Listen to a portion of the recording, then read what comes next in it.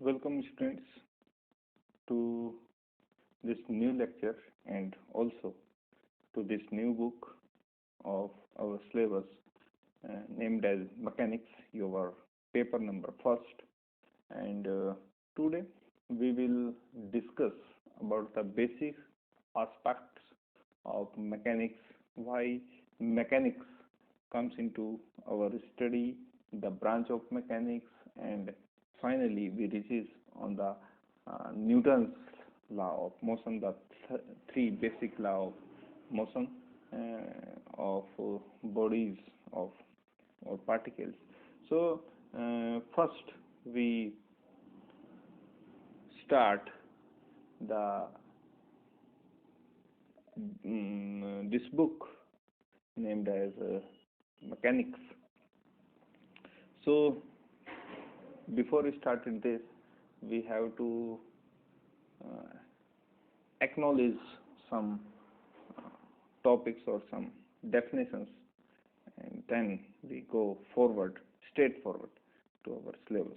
Okay, so first, when we talking about physics, what is physics? So basically, by definition, the physics, the branch of physics, the branch of science that deals with the study of nature and natural phenomena. Okay, so branch एक science की branch है जो deals करती है nature की study में और natural phenomena की स्टडी में. ओके, एक ग्रीक वर्ड है फ्यूजिस, जिसका मतलब होता है नेचर, जहां से वर्ड आया है फिजिक्स. ओके, सो एक ग्रीक वर्ड से इसकी उत्पत्ति हुई है जिसका मतलब होता है nature, and that means today's our physics. Okay, so basically यहाँ जो हम सिलेबस कवर अप करने वाले हैं, इसका मोस्ट ऑफ द पार्ट आपने अपनी 11th स्टैंडर्ड 12th स्टैंडर्ड कहीं ना कहीं आपने जरूर स्टडी किया है.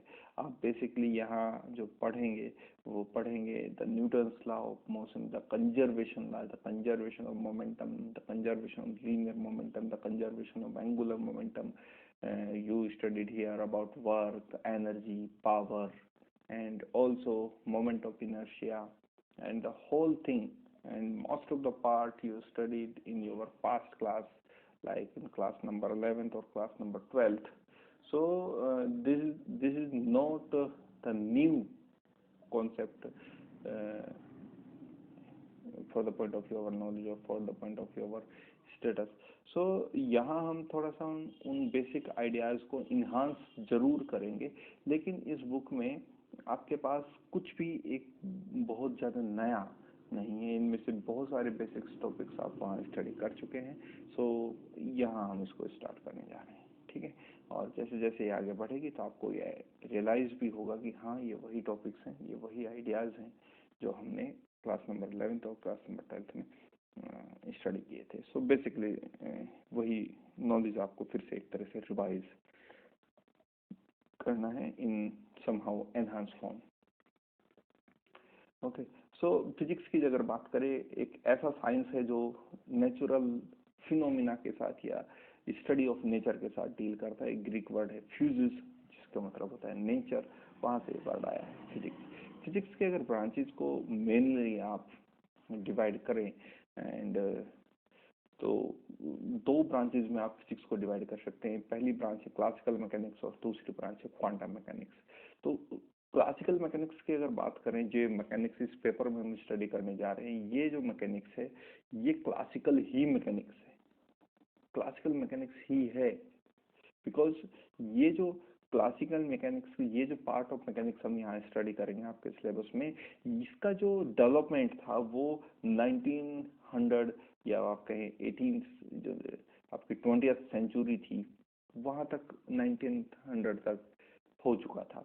लेकिन अगर क्वांटम मैकेनिक्स की बात करें तो ये हमारे लिए बहुत नई ब्रांच है और इसकी स्टडी जो इसका जो डेवलपमेंट शुरू हुआ वो 1900 के बाद शुरू हुआ है ना, वर्ष 1900 के बाद हुआ. सो अगर क्लासिकल मैकेनिक्स की बात करें, ये हमारे पास एक पुराना, या आप कह सकते हैं जैसे क्लासिकल सॉन्ग्स होते हैं उसी तरह का एक मैकेनिक्स है. ये जो मैकेनिक्स है जिसको हम क्लासिकल मैकेनिक्स कर रहे हैं, स्टडी कर रहे हैं, ये बात करता है गैलेक्सीज के बारे में, बात करता है मोशन ऑफ स्टार्स के बारे में, बात करता है मोशन ऑफ सोलर सिस्टम के बारे में, आपको डिस्क्राइब करके बताता है। यानी बहुत बड़ी बड़ी जो बॉडीज हैं उनके मोशंस के बारे में बात करता है। लेकिन अगर हम क्वांटम मैकेनिक्स की बात करें तो क्वांटम मैकेनिक्स एक ऐसा मैकेनिक्स है जो माइक्रोस्कोपिक लेवल पे काम करता है, या नैनो डायमेंशंस का जो फिजिक्स है उसको हम कहते हैं क्वांटम मैकेनिक्स। यानी क्वांटम मैकेनिक्स में जब हम बात करेंगे एटम्स की, हम बात करेंगे मॉलिक्यूल्स की, हम बात करेंगे इलेक्ट्रॉन, प्रोटॉन और न्यूट्रॉन्स की, उनके मोशंस की, और इवन इसके अंदर भी अगर हम बात करें तो इसके अंदर भी फिर हम बात करते हैं एलिमेंट्री फिजिक्स जैसे किसी ब्रांच की, जहां हम ये कहते हैं कि नहीं, इलेक्ट्रॉन, प्रोटॉन और न्यूट्रॉन भी किसी अन्य कुछ ऐसे छोटे छोटे पार्टिकल्स हैं जिससे बने हुए, जिन्हें हम क्वार्क मॉडल ऑफ हाइड्रॉन्स। जब एलिमेंट्री फिजिक्स को आप कहीं स्टडी करेंगे तो आपको पता लगेगा। तो यहाँ बेसिकली जो क्लासिकल मैकेनिक्स है वो एक फिजिक्स की ऐसी ब्रांच है जो 1900 से पहले जितना फिजिक्स डेवलप हो चुका है वो क्लासिकल मैकेनिक्स कहलाता है, और 1900 के बाद जो फिजिक्स डेवलप हुआ उसको हम क्वांटम मैकेनिक्स कहते हैं। तो ये जो बेसिकली इंफॉर्मेशन देता है वो मैक्रोस्कोपिक लेवल पे इंफॉर्मेशन देता है। जितनी भी ब्रांचेज हम क्लासिकल मैकेनिक्स की बात पढ़ते हैं, क्लासिकल मैकेनिक्स की ब्रांचेज की अगर हम बात करें तो इसमें हम मैकेनिक्स को स्टडी करते हैं, इसमें हम थर्मोडायनेमिक्स को स्टडी करते हैं, इसमें हम इलेक्ट्रोडायनेमिक्स को स्टडी करते हैं, इसी में हम ऑप्टिक्स को भी स्टडी करते हैं। यानी ये सारी जितनी ब्रांचेज हैं ये आपको मैक्रोस्कोपिक लेवल के मोशंस के बारे में इंफॉर्मेशन देते हैं। जो माइक्रोस्कोपिक लेवल का मोशन है उसके बारे में अगर आपको इंफॉर्मेशन चाहिए तो आपको स्टडी करना पड़ेगा एटॉमिक और न्यूक्लियर फिजिक्स जैसी ब्रांचेस।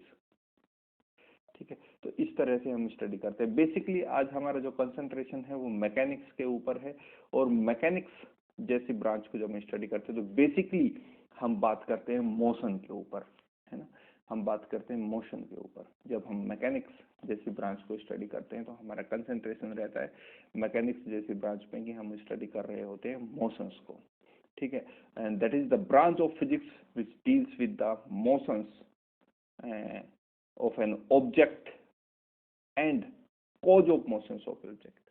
यानी ये जो ब्रांच है फिजिक्स की, ये जो मोशंस हैं, जो गतियां हैं, गतियों के ऊपर बात करेगी ये ब्रांच मैकेनिक्स, जिसे हम कह रहे हैं यांत्रिकी हिंदी में बोलते हैं, और कॉज ऑफ मोशन के ऊपर बात करेगी। यानी जो गतियां हो रही हैं, एक तो गतियां हो रही हैं, अगर कहीं किसी भी प्रकार की गति है तो अल्टीमेटली हम बात कर रहे होते हैं किसकी, मैकेनिक्स की बात कर रहे होते हैं। लेकिन यहाँ हम दो बातों के बारे में स्टडी करेंगे, एक तो मोशंस हो रही हैं तो इसका मतलब हम मैकेनिक्स को स्टडी कर रहे हैं, दूसरा जो हम यहाँ स्टडी करने जा रहे हैं कोज ऑफ मोशन को स्टडी करेंगे। यानी ये जो गतियां हो रही हैं, जो मैकेनिक्स, जो यांत्रिक के अंदर गतियां हो रही हैं, वो जो मोशंस हैं वो किस कारण हो रहे हैं, कॉज ऑफ मोशन के ऊपर बात करेंगे, उनका रीजन जानने की कोशिश करेंगे। ठीक है, अगर मैकेनिक्स को हम फर्दर ब्रांचेज में अगर हम इनको कैटेगराइज करें तो मैकेनिक्स की जो ब्रांचेज हैं वो पहली ब्रांच है स्टैटिक्स, दूसरी ब्रांच को हम बोलते हैं काइनेमेटिक्स, और तीसरी जो ब्रांच है मैकेनिक्स की वो है डायनामिक्स। अब स्टैटिक ब्रांच की अगर हम बात करें तो स्टैटिक ब्रांच हमें ब्रांच ये इस तरह की एक मैकेनिक्स की ब्रांच है जो डील करती है with the study of objects which is at rest. Okay, तो जो रेस्ट पे ऑब्जेक्ट्स हैं उनके ऊपर अगर आपको डील करना है तो आपको ब्रांच स्टडी करनी पड़ेगी स्टैटिक्स, और उस ब्रांच को मैकेनिक्स के उस हिस्से को, उस पार्ट को, the part of mechanics which deals with the study of object which is at rest is known as the statics. Statics के ऊपर हम बात कर रहे होते हैं। ठीक है, और अगर काइनेमेटिक्स के बारे में बात करें तो ये एक ऐसी ब्रांच है फिजिक्स की जो डील करती हैं with the study of motion but without considering the cause of motion. यानी ये गतियों के ऊपर तो बात करेगी काइनेमेटिक्स, ये जो ब्रांच है स्टैटिक्स ये बात करती है उन ऑब्जेक्ट्स की जो रेस्ट पे है। ये जो काइनेमेटिक्स नाम की ब्रांच है, ये मैकेनिक्स की वो ब्रांच है, मैकेनिक्स का वो हिस्सा है, यांत्रिकी का वो भाग है जो मोशन के ऊपर, मोशन ऑफ बॉडीज के ऊपर तो बात करेगा, लेकिन कॉज ऑफ मोशन के ऊपर बात नहीं करता कि वो गतियां हो किस वजह से रही, इसके ऊपर बात नहीं करते, केवल गतियों के ऊपर बात करते। तो उस ब्रांच को हम बोलते हैं kinematics, the branch of physics which deals with the study of motion without considering the cause of motion is known as the kinematics. Okay, और फाइनली जब हम बात करते हैं डायनेमिक्स की, तो डायनेमिक्स फिजिक्स की वो ब्रांच है, branch of mechanics which deals with the study of motion considering the cause of motion। यानी काइनेमेटिक्स में और डायनेमिक्स में जो आप मेनली जो अंतर ढूंढ पाते हैं वो ये अंतर है कि जब आप काइनेमेटिक्स जैसी ब्रांच को स्टडी करते हैं तो आप केवल ऑब्जेक्ट्स के मोशन के ऊपर बात कर रहे होते हैं, आप उसके ये ध्यान नहीं रखते ये मोशन हो किस वजह से रहा है, यहाँ कॉज ऑफ मोशन क्या है। लेकिन जब आप डायनेमिक्स जैसी ब्रांच को स्टडी कर रहे हैं, ये मैकेनिक्स की वो ब्रांच है जो स्टडी करती है about the motion of bodies but considering the cause of motion, यानी साथ ही साथ ये इस बात का भी ध्यान रखती है कि मोशन का कारण क्या है। और आप ये जानते हैं जनरली जब हम मैकेनिक्स जैसी ब्रांच को स्टडी करते हैं कि कॉज ऑफ मोशन हमेशा क्या रहता है, the external acting force on that particular body. Okay, show cause of motion की अगर बात करें जब हम डायनेमिक्स जैसी ब्रांच को स्टडी करते हैं तो वो हमेशा क्या रहता है, एक फोर्स, एक्सटर्नल फोर्स, एंड उसी के कारण जितनी गतियां हैं, जितना मोशंस हैं, वो सब हो पाती हैं। So statics is the branch of physics which deals with the study of object which is at rest. Kinematics the branch of mechanics which deals with the study of motion without considering the cause of motion, and dynamics is a branch of mechanics which deals with the study of motion considering the cause of motion। Okay, आगे जब physics का development हुआ तो physics के जो force का concept था, जो डायनेमिक्स में जो कॉज ऑफ मोशन की बात आई और कॉज ऑफ मोशन का पता लगा कि फोर्स, किसी भी प्रकार का जो फोर्स है वो गतियों के कारण रेस्पॉन्सिव, जो गतियां हो रही हैं उनके, उन्हीं के कारण, उस फोर्स के कारण वो गतियां हो रही हैं। तो concept of force is fully explained by the laws of motions given by the Newton's laws of motion, and the force responsible for the linear acceleration while torque is responsible for the angular acceleration, and the basic ideas of state of rest and uniform motion were studied by various philosophers। और उनमें से कुछ philosophers थे, पहला जो philosopher जिसके बारे में हम बात कर रहे हैं वो थे एरिस्टोटल। एरिस्टोटल वो फिलोसफर थे जिन्होंने सबसे पहले कॉज ऑफ मोशन के बारे में बात की। और according to Aristotle, a constant force has to applied on a body so as to keep it in motion with a constant velocity। Okay, later on Galileo stated that no force is required for a body to move with uniform velocity। Okay, Newton was first person who formulated the laws of motion, and before we study the Newton's laws of motion, first we have to advance about this topic, that is Newton's notion of space। Newton's notion of space, Newton ने space के बारे में क्या जानकारी दी। So according to Newton, absolute space in its own nature without relation to anything external remains always similar and immovable। According to Newton, main classical properties of space are, first is this, the space is three dimensional, space three dimensional है। this, the space is three dimensional है space, यानी space में अगर हम draw करें three axis को, that is the axis of X, axis of Y and axis of Z, और वहां किसी पॉइंट को लोकेट करें, पॉइंट पी को स्पेस में, तो उस पॉइंट के जो कोऑर्डिनेट्स होंगे वो कार्टेशियन कोऑर्डिनेट्स सिस्टम में अगर लिखें तो एक्स वाई जेड करके आप किसी भी पॉइंट को लोकेट कर सकते हैं किसी भी स्पेस में। और आर थीटा फाई एक स्फेरिकल सिस्टम है, उसी पॉइंट को लोकेट करने के लिए in three-dimensional space. The first notion of Newton about space is that space is three-dimensional. The nature of space is three-dimensional. Okay, and the second notion of Newton is the space is flat. Space flat का है, यानी अगर आप space में, space flat होने के notion से क्या मतलब है, स्पेस इज फ्लैट होने से मतलब है कि अगर स्पेस में आप कोई दो पॉइंट्स चूज करें और उन दोनों पॉइंट्स को मिलाएं तो जो उन दोनों पॉइंट्स को मिलने के बाद जो लाइन हमें मिलेगी वो एक स्ट्रेट लाइन होगी। दूसरा, अगर आप स्पेस में किसी थ्री डायमेंशनल स्पेस में, जो कि न्यूटन ने हमें बताया कि जो स्पेस है वो एक थ्री डायमेंशनल नेचर का होता है, तो स्पेस में अगर आप कोई ट्राइंगल ड्रॉ करें तो उस ट्राइंगल के जो एंगल्स का सम है वो हमेशा 180 डिग्री के बराबर होगा। और अगर कहीं ऐसा हो जाए कि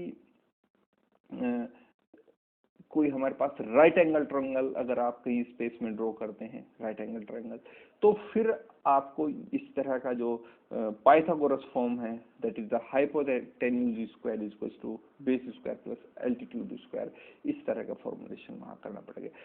हालांकि ये जो नोशन है जिसके वजह से न्यूटन ने कहा था द स्पेस इज फ्लैट, और हम ये कह रहे हैं कि अगर स्पेस में इस तरह का नोशन जब यूज किया न्यूटन ने, दैट स्पेस इज फ्लैट, तो इस नोशन से ही हमने कहा कि अगर आप स्पेस में किसी दो पॉइंट्स को ज्वाइन कर दें तो उन दोनों पॉइंट्स को ज्वाइन करने के बाद जो लाइन हमें मिलेगी वो एक स्ट्रेट लाइन के फॉर्म में होगी, स्ट्रेट लाइन के फॉर्म में होगी। इस तरह का हमारे पास कुछ मिलेगा। और जो रिसेंट स्टडी है अबाउट स्पेस वो ये कहती है कि जो स्पेस है वो पूरी तरह से आज के टाइम में पूरी तरह से जो स्पेस है वो एक्जैक्टली फ्लैट नहीं है, बट समव्हाट कर्व। हालांकि जो डिपार्चर है फ्लैटनेस से वो बहुत छोटा है and can be ignored when we study the branch like classical mechanics. Okay, so the second notion about the space according to Newton is that space is flat. The first one, that space is three-dimensional. The second one is that space is flat, and the third is that space is homogeneous. The third aspect or notion of Newton about space is that space is homogeneous. Okay, what Newton try to say about that space is homogeneous, that is space is everywhere alike, यानी आप space पे आप कहीं भी चले जाइए आपको एक जैसी स्थितियां मिलेंगी। यानी होमोजेनिटी से मतलब है कि स्पेस के हर पॉइंट पे फील्ड या फोर्स वहां इस तरह का कोई भी इफेक्ट आपको किसी भी पॉइंट पे नहीं मिलेगा। That is the space is homogeneous at every point, और translational invariance of its properties. The result of an experiment is not altered to the linear displacement of coordinate system. यानी इस तरह के अगर आपके पास दो कोऑर्डिनेट सिस्टम है, say this is the first coordinate system, say this is the coordinate system that X Y and Z, and the second coordinate system is x prime, y prime and z prime। तो अगर आपने किसी पहले वाले coordinate system के frame of reference को use करते हुए यहाँ कोई एक्सपेरिमेंट किया और इसी कोऑर्डिनेट सिस्टम को आपने कहीं ट्रांसलेट कर दिया कुछ डिस्टेंस पे, तो ऐसा नहीं होगा कि जो इस फ्रेम ऑफ रेफरेंस या इस कोऑर्डिनेट सिस्टम में जो आपने रिजल्ट आया है एक्सपेरिमेंट का वही रिजल्ट सेम रहेगा इस कोऑर्डिनेट सिस्टम में। यानी ट्रांसलेशनल मोशन करने से स्पेस में एक्सपेरिमेंट के रिजल्ट पे इफेक्ट नहीं कभी भी पड़ेगा। तो ये जो नोशन था ये है that space is homogeneous. So first one, that space is three dimensional. Second is space is flat. Although the recent study also talking about that space is not exactly flat, but somewhat curved, but the curve nature and departure from flatness is very small. So in the case of classical mechanics, we can be ignored that type of notion. And the last one is that space is isotropic. And what is the meaning that space is isotropic? That there is no preferred direction in space, or one direction is as good as any other direction. इस तरह का आप एक formulation देख सकते हैं कि हमारे पास फिर से वही थ्री डायमेंशनल कोऑर्डिनेट सिस्टम है, एक्स वाई एंड जी। तो अगर इस कोऑर्डिनेट सिस्टम को हम एक्स डायरेक्शन को हमने हल्का सा टिल्ट कर दिया, वाई डायरेक्शन जो थी हमारे पास उसको भी हमने हल्का सा टिल्ट कर दिया, और जो जेड एक्सिस था उसको भी हमने हल्का सा टिल्ट कर दिया। तो टिल्ट करने से जो नया कोऑर्डिनेट सिस्टम हमारे पास बना वो था X prime, Y prime and Z prime. तो अगर आपको टिल्ट करने के बाद जो नया कोऑर्डिनेट सिस्टम यूज हुआ उसकी नई डायरेक्शंस हैं, तो ऐसा बिल्कुल नहीं है कि अगर आपके पास एक पुराने कोऑर्डिनेट सिस्टम में आपने कोई कंटेंट या फिर कोई एक्सपेरिमेंट परफॉर्म किया है तो इस डायरेक्शन में अलग एक्सपेरिमेंट का रिजल्ट आएगा, या इस डायरेक्शन में अलग एक्सपेरिमेंट का रिजल्ट आएगा, इस डायरेक्शन में अलग एक्सपेरिमेंट, या हम सीधे बोले कि इस जो पहले वाला कोऑर्डिनेट सिस्टम है एक्स वाई एंड जी, इसमें जो एक्सपेरिमेंट का रिजल्ट आएगा वो अलग आएगा, और जो नया कोऑर्डिनेट सिस्टम है X prime, Y prime and Z prime इसमें अलग आएगा। यानी every direction in space is isotropic. That means one direction in space is as good as any other direction. That is the whole. So these are the notions about space according to Newton. The space is three dimensional, the space is flat, the space is homogeneous, and the space is isotropic. Okay, so this is the notion of space. Now talking about the Newton's law of motion, and you all very familiar about this topic, the Newton's laws of motion. And the first law of motion, Newton's law, the first Newton's law is that every body continues to be in a state of rest or a uniform motion in a straight line unless acted upon by an external unbalanced force. External but unbalanced force, ठीक है। यानी हम ऐसा भी इस तरह से समझ सकते हैं कि according to Newton's first law, that is also known as the law of inertia, that a body is in rest is always to be continued in rest, or a body in motion is always to be continued in motion unless an external agency or external force acting upon this body. यानी अगर ये मेरे पास एक pen है, ये pen को अगर मैं इस तरह से रख देता हूँ तो ये पेन हमेशा तब तक रेस्ट में रहेगा जब तक मैं इस पर किसी तरह से कोई भी फोर्स अप्लाई नहीं करूंगा। और जैसे ही मैं इस पे फोर्स अप्लाई करता है तो यहाँ पर डिस्प्लेसमेंट आए, यहाँ से यहाँ, यहाँ से यहाँ, यहाँ से यहाँ। यानी this is the law of inertia actually. Okay, so any body कोई भी किसी भी प्रकार की जो हमारे पास बॉडी है, पिंड है, पार्टिकल है ना, जो भी उस तरह वो हमेशा रेस्ट में रहेगा या फिर मोशन में रहेगा जब तक हम उस पर कोई एक फोर्स अप्लाई नहीं कर देते। और the second law of motion is this, that the rate of change of linear momentum is proportional to the external force imposes on the body. That is, if P is the linear momentum of the particle, then it is given by P equals to mv. That is, linear momentum is the product of mass into velocity. तो अगर किसी भी particle का linear momentum p है तो जो second law है वो स्टेट करता है the rate of change of linear momentum linear with respect to time is proportional to the force exert on that particular body. So p equals to mv, the linear momentum, which is the product of mass into velocity, where m is the mass of the particle and v is the velocity of the particle. Then according to the second law of motion हमें बताता है that f is directly proportional to dp by dt. That means the force acting upon a body is directly proportional to the rate of change of linear momentum with respect to time. Okay और जब इस तरह की proportionality के sign को हम यहाँ से हटाएंगे, इस तरह के प्रोपोर्शनलिटी के साइन को हम वहाँ से रिड्यूस करेंगे, यहाँ से हम इसको अलग करेंगे, तो फिर हमारे पास एक कांस्टेंट के हमें यहाँ इंट्रोड्यूस करना पड़ेगा और उस कांस्टेंट के का जो इस प्रोपोर्शनलिटी के साइन को वहाँ से हटाने के लिए हमें यहाँ एक कांस्टेंट के को इंट्रोड्यूस करना पड़ेगा और कांस्टेंट के से इस प्रोपोर्शनलिटी के साइन को यहाँ से हम रिड्यूस करेंगे. So F is equals to K D P by T T. तो इस तरह का इक्वेशन आ जाएगा और फॉर द सिंप्लिसिटी और for the sake of calculation हम के को क्या मान लेंगे, एक मान लेंगे. Then F equals to D P by D T and here is f equals to dp by dt, that is the rate of change of momentum with respect to time, and put the value of p here, that d by dt is equals to mv.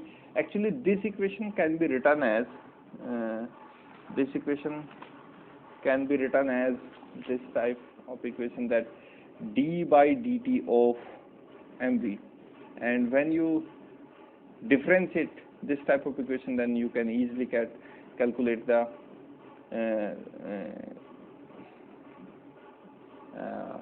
differentiating law in differential calculation, that m first function is as it is differentiation of the second plus second function is as it is differentiation of the first.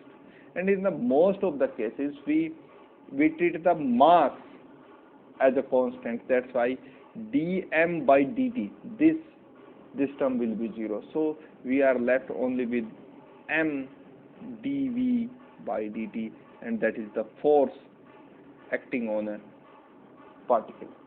Yes. So f equals to dp by dt and is equals to d by dt is equals to mv, and when we differentiating this type of function, we can get m dv by dt, and dv by dt here is equals to the rate of change of velocity and is equals to the acceleration of the body. So f equals to ma. F equals to ma. This is the second law of motion, and this law f equals to ma reduces to the old form when f equals to 0. जब तक आप कहीं कोई बाह्य बल operate नहीं करेंगे तब तक उस बॉडी में एक्सीलरेशन नहीं आएगा. If f equal to 0 then a equals to 0, that means there is no motion, no velocity, no acceleration. Okay, so the first law of motion is simply the special case of second law of motion. And finally the third law, that to every action there will be a reaction. हमेशा एक action के पीछे एक reaction. हमारे पास दो forces हैं, एक F12 दूसरा F21, दोनों एक दूसरे के साथ इस तरह से वर्क करते हैं, that F12 is equals to minus negative F21. That is इन फोर्सेस का जो नेचर है वो इक्वल एंड अपोजिट टाइप के फोर्सेस हैं, यानी equal in the sense that the magnitude of force are equal to each other, and opposite in the sense that the direction of force are opposite to each other. तो इस तरह के forces को हम equal and opposite forces कहते हैं. और इसका एक बहुत फेमस सा एग्जांपल हम पढ़ते हैं, walking on the earth surface.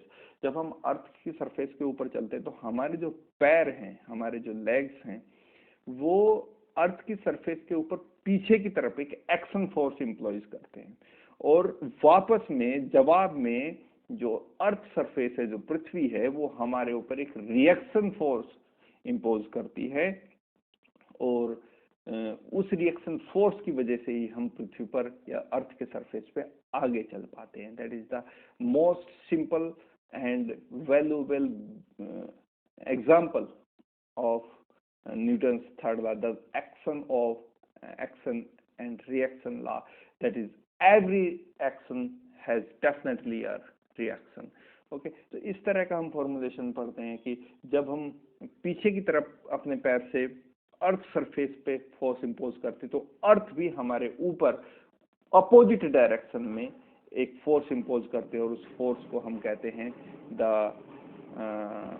Reaction force. और एक बात जो और एक्नॉलेज करने की है रिएक्शन और एक्शन फोर्स में, वो ये है कि जो एक्शन फोर्स हैं और रिएक्शन फोर्सेस हैं, वो दोनों अलग अलग बॉडीज पे वर्क करते हैं. यानी जो एक्शन फोर्स है वो हमने हमारे पैरों से पृथ्वी पर लगाया, और पृथ्वी ने हमारे बॉडी पे वही बल, उसी अमाउंट का बल, उसी मैग्नीट्यूड का बल अपोजिट डायरेक्शन में लगाए, और उसी रिएक्शन फोर्स की वजह से हम आगे चल पाते हैं.